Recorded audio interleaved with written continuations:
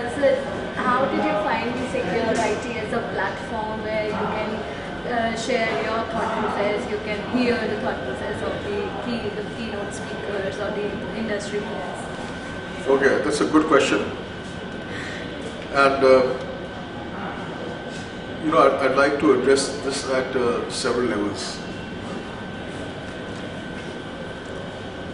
First is, and I've discussed this, with Mr. Dwivedi also earlier, that I find that the moment you organize these events in cities like this, like a 5-star hotel, then first the participation cost goes up quite a lot. Number one, only a very few set of people will participate. But whereas the same thing was held, let's say, in a university campus, then all these discussions that have had 1,000 brains, floating brains, would drop by and listen to sessions. And I think that probably the value add would be much more, because these in the university, these are all young minds. These boys and girls, men and women, they're young minds who will make the future. Whereas in a conference, people who come, most of them are post 40, who you don't really expect anything very great from them after that. And I worked with WHO for 10 years. And whenever I had the opportunity, I always organize something in a university. And I could see the difference in the audience. It was very different. So that's one. The situ of organizing this in a big hotel, in an expensive place, which is cut off from youth, sets its own limits to what can be achieved. But there are advantages that you have a good environment, and you don't have to worry about admin issues, that your systems work. So you find your stand. So, एक चीज तो ये. See, the other thing is that you have organized so many conferences by now. You will also realize that in most conferences you find the same faces coming again and again. The same people are interacting with. And so that again, in a way, tends to get a little repetitive. And so probably, but these are good events, in the sense that sometimes you get to know what's happening now, and though not always. You network with people. 80% of the benefit of a conference is networking. You get to meet people, new people.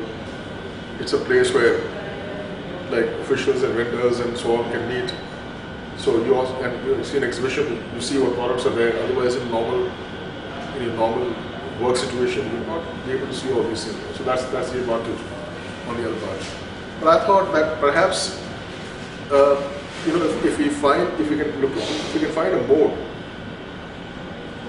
which is in between a conference and a workshop, then probably we'll be able to deliver and achieve much more. When you're working in a workshop mode, then it's basically a small team, maybe 5, 6, 7, 10 people working together, and you come up with some kind of an action plan at the end of it. So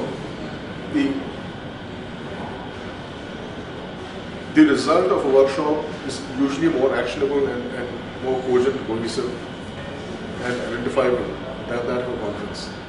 So, but I understand that it's tough to, it's different, because then you have fewer people, fixed agendas, this and so on, and industry has its own agenda when they want to participate and so on.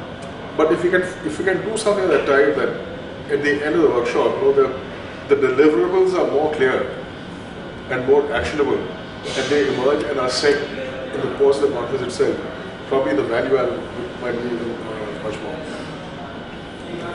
Sir, being a part of the SecureIT platform, and you yourself, you've been into the WHO, you had an interest area of ICT.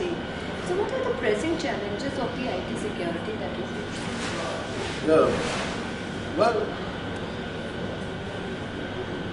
the most important thing is that we must understand that IT is basically an enabler. You can only leverage technology to do what you're doing otherwise in a more efficient and a cost-effective and more efficacious manner, and you probably achieve more in a more effective manner. But then your basic governance has to be solved out first. Otherwise, you'll just be replicating inefficiencies.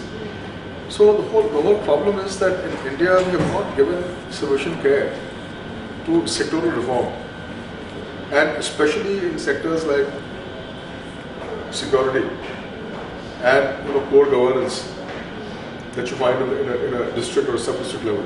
Now at that level, governance has not been addressed to make it more people-friendly, for example. Now, if you don't have that, you can have IT, which will just maybe make things quicker, but not necessarily user-friendly, and it may not necessarily deliver more. I'll give an example once again how user-unfriendly government is really. I don't know how much occasion you have to see government letterheads, but around the country, 90% of the letterheads do not bear the telephone number of the office which is sending it. If the address is there, even the address would not contain the PIN code, so that you can send a speed post over. The mindset is that look, anybody who is interested, he can always find me, he can always go and meet me. And as if it would not be very right for someone to call me and expect a favor or whatever. But this colonial feudal mindset is there somehow. So this is how user unfriendly and people unfriendly the whole governance setup is. So now the government is talking about digital India.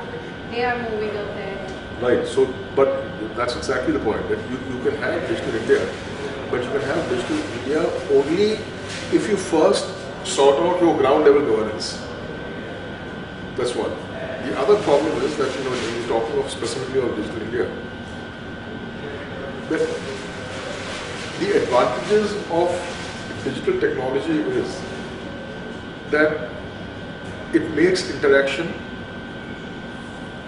efficient and cheap. Okay.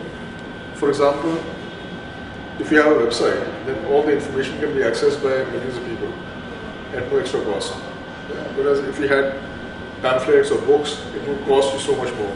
Okay. Classic kind of case. Okay. But that interaction is possible only if I would like to be transparent.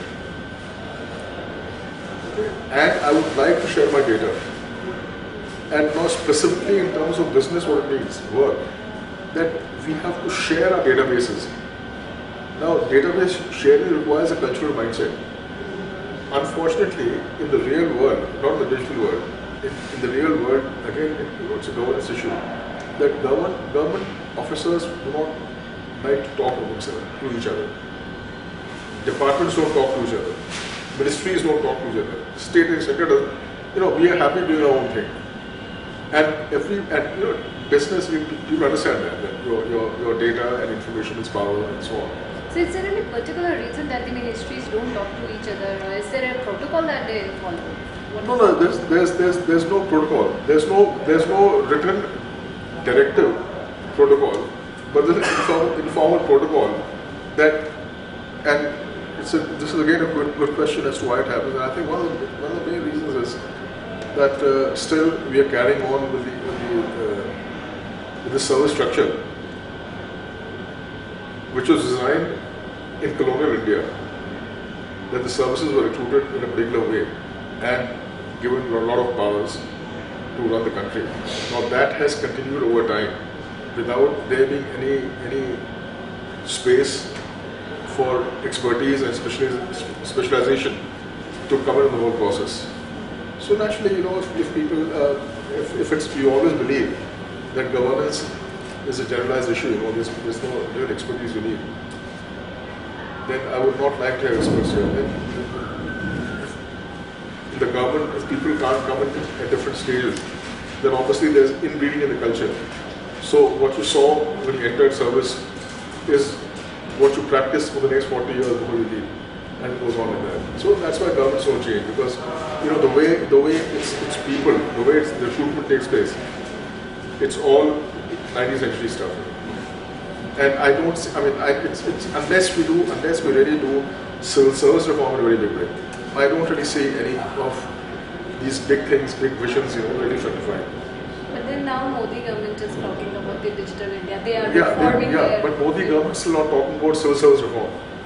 You see, that's the bigger thing. I mean, if we want everything, we can bank on this machinery, which was devised to deliver in the 18th and 19th century, to deliver in the current century. I don't see it happening.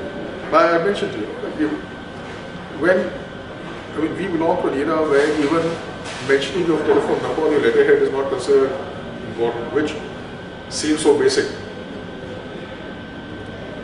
So, it's a tall order. But the other thing is that, and if that is where, if the ministries get tough, if the political leadership gets very tough, they can force people to collaborate using technology.